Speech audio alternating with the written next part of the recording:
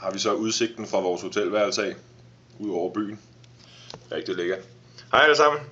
Det her, det er nummer et eller andet video. Vi mistede nogle af de andre på grund af en teknisk fejl. Det var lidt ærgerligt. Men nu prøver vi at gøre det på den her måde, så skulle det forhåbentlig virke, så vi kan få det op på hjemmesiden. Vi startede i går med at komme ud til Kastrup Lufthavn. Og kom afsted til tiden og fløj og havde en meget lang flyvetur.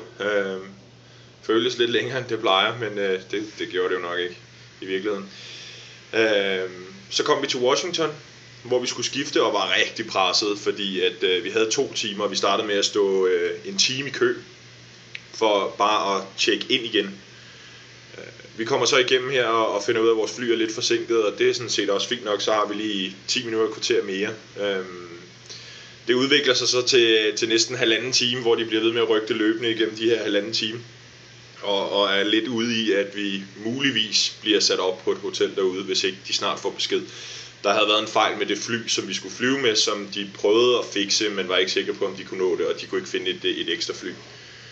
De fik det så heldigvis fikset, ikke fordi det var særlig beroligende at sidde i det fly, men det gik fint, og vi kom herud desværre først 9:30 i lufthavnen, og skulle så lige ud og finde en taxa, og så hele vejen herind. Så omkring 11 eller sådan noget, så landede vi herude i hotellet.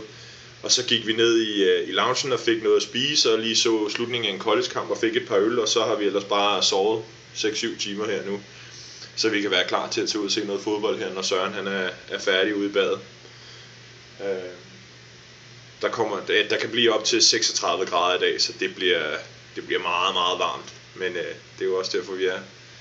Så der kommer nok en update i aften om, hvordan dagen er gået. Muligvis først i morgen tidlig, afhængig af, hvor friske vi lige er, når vi kommer hjem. Vi regner med at blive derude hele dagen. Efter kampen finder vi et sted derude at se resten af dagens kampe og drikker nogle øl og sådan noget. Og så skal vi bare gøre os klar til at hente bilen i morgen. Men lige nu der er det fodbold, og det bliver rigtig, rigtig godt. Men der kommer en update senere. Hej!